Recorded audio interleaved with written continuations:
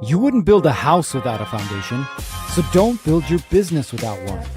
This is Mindset Monday, where we lay out the tools, frameworks, and mindset you need to scale your contracting or trading business today. Our partner.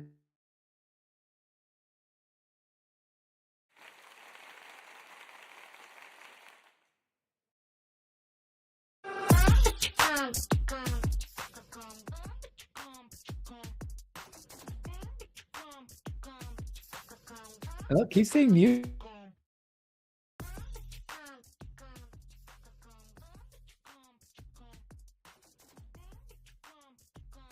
Yes. No. Unmuted. All right. Here we go. One of these days we'll figure this thing out. All right. Welcome back to Mindset Monday. I'm your host, Gary Bake with Build Pro. And we're here with our partners. I can't say in crime, but our partners on the dime. Contractor Plus, Justin Smith and the boys. I think he really appreciated that one. All right. So here we are. We are in August. Can you believe it already? August. And it's not going to slow down. Listen, I'm at the point in life right now where I kind of want things to slow down, and they're not, right? It just kind of sucks. You just got to be present and enjoy as much of it as you can. Thank you, my friend. Modern Electrical Services says, now I can hear you. What is up? Appreciate you being here on the show. Again, if you're with us live, go ahead and drop your name and your business name, and we'll give you the good old shout out. Well, there's a couple things I want to share with you guys today. The first one is probably going to have you laughing like me. The second one will probably have you feeling it in the gut like me. So let's start with the good stuff. This last weekend, we went with a couple friends of ours and toured some of the parade homes here in Salt Lake City. And it's interesting. They have almost 30 parade homes. We didn't go to them all. We probably went to about 18 of them. Yes, the bigger ones.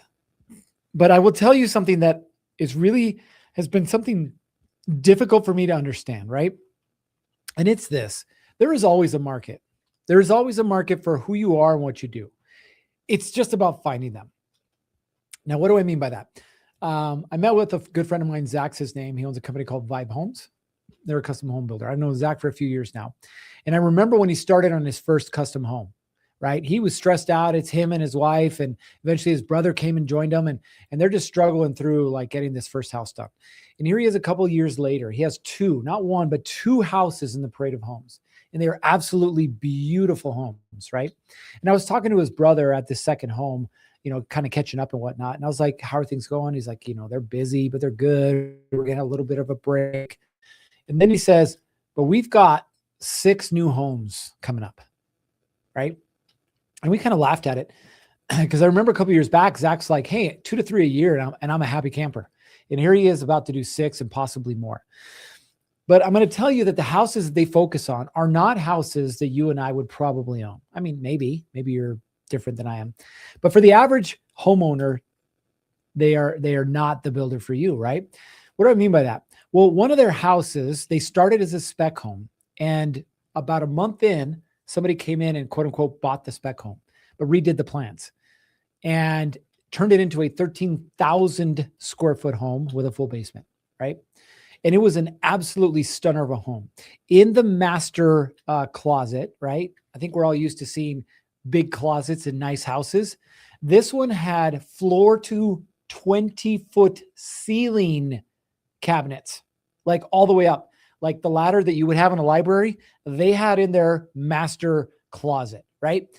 Now, I tell you that because they took what was an original concept for an idea, which probably been, I think, $1.8 to $2 million home, and turned it into a $4 million home, right? But I will tell you, because the interesting part in this whole thing is that there's always a buyer. I think sometimes we get stuck thinking that, oh, well, I need to lower my prices so I can attract more buyers, or I need to be more competitive, or no, you don't. You don't. Some of you guys know that I've talked about my good friend, Tim Brown here. So Tim Brown owns a company called RGS Exteriors, and RGS Exteriors, by Tim's own admission, is the most expensive exterior company in the area by far. And he gets asked all the time, well, why are you so expensive? And he says, well, because I provide a level of product and service that no one else can. That's why he's the most expensive, right? His warranty is second to none. His team's second to none. The products that he uses, second to none. So he charges that because he knows he's worth it.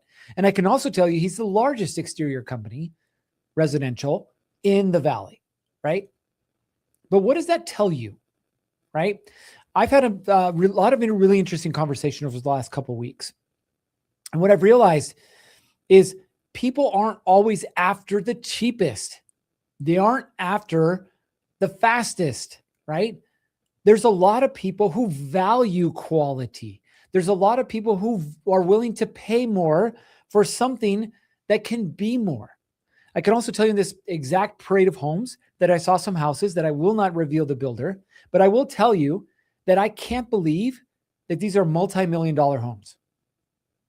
I'm talking about walls that are wavy, right? You're looking down the hallway and you're like, whoa, what's going on here, right? I'm talking about flooring that isn't matched up, like they're missing a transition here or there, right? I'm talking about paint that's ran or dripped. I'm talking about drywall that's not finished. Multi-million-dollar homes. So I want you to get out of your head the fact that you can't be afraid, ashamed to charge what you know you're worth. You're not for everybody, and that's okay. That's okay. I talked to an electrician this weekend. We went to a networking event.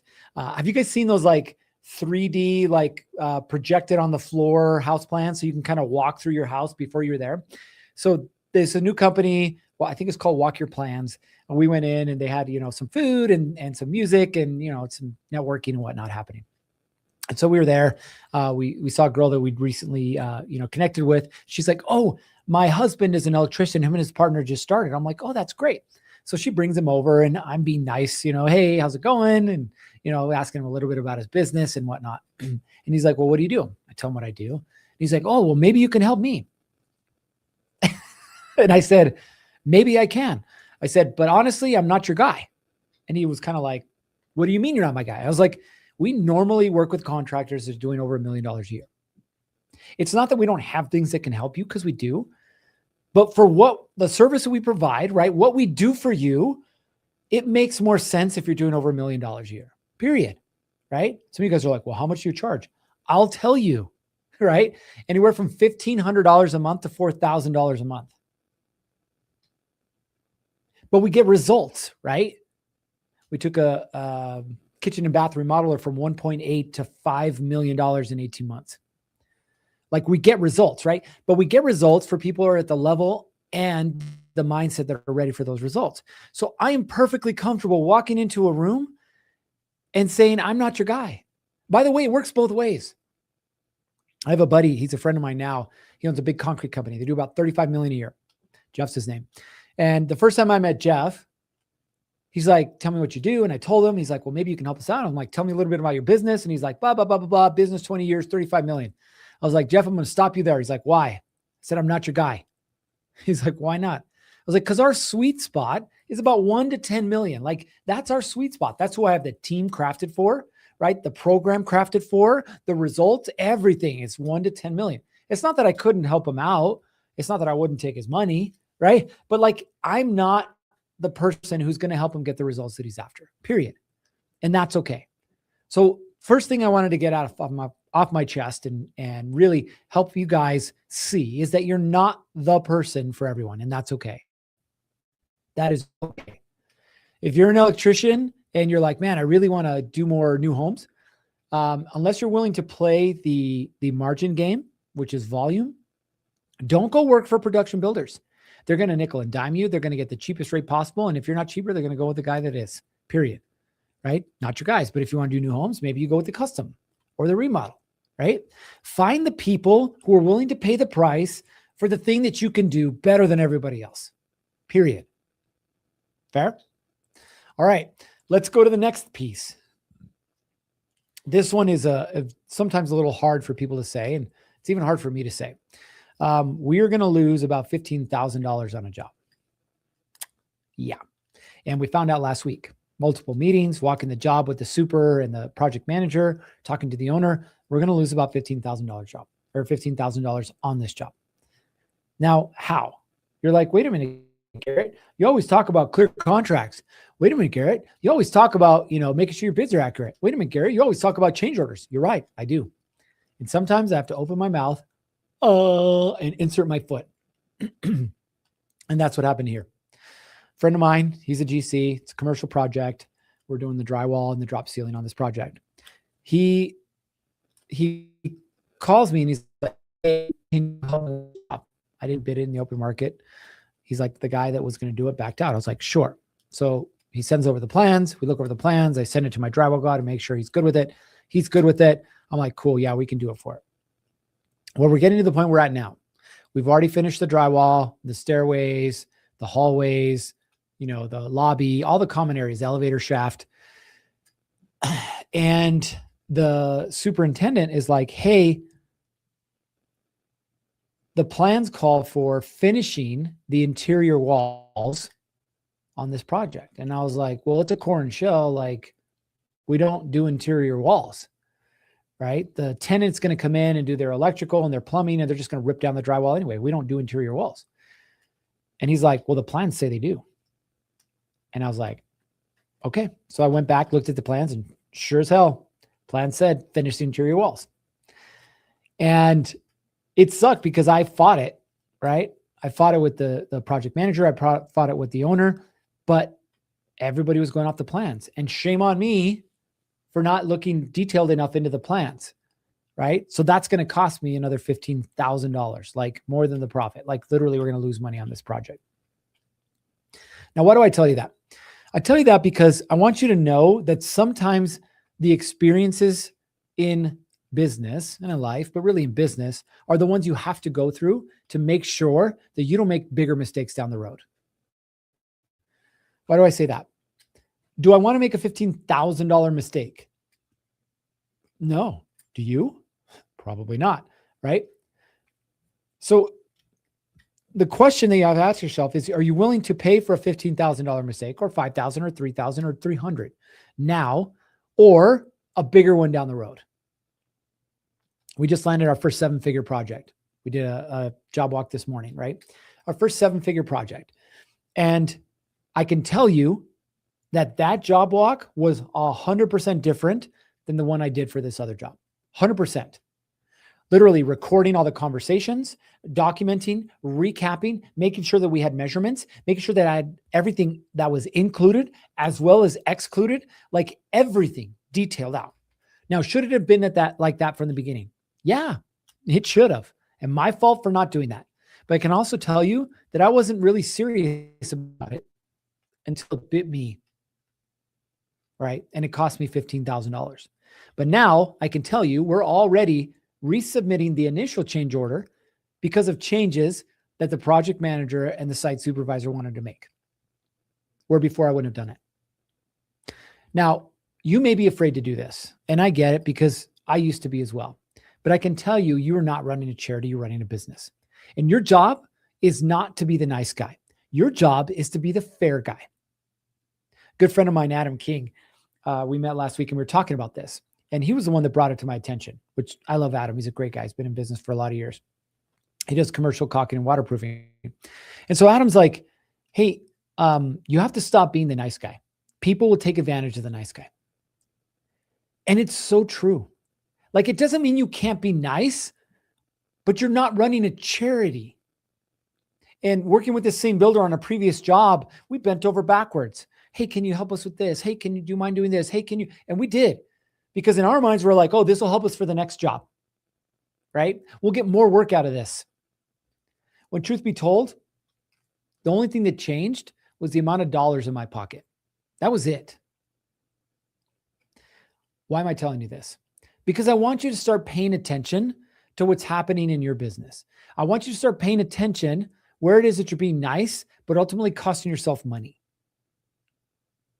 Because at the end of the day, you have a family, you have a business, you have the families of the people that you're employing, you have a mortgage, you have rent, you have all these things that you are responsible for.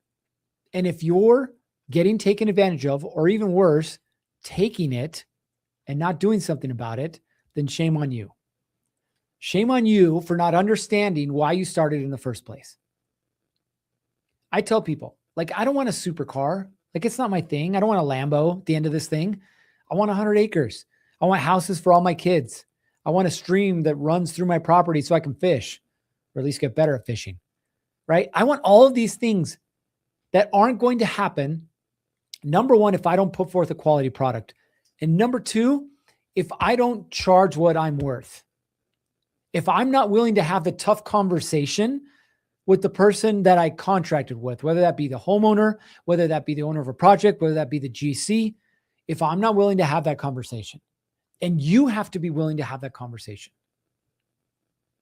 Otherwise, hang it up, my friend. Go work for somebody else, because you're doing the entire industry a disservice. Now, what do I want you to pay attention to this week? Well, as I recap the couple, okay, number one is I want you to own your worth, right? I can't determine what you're worth. Neither can the market. Only you can. Only you can.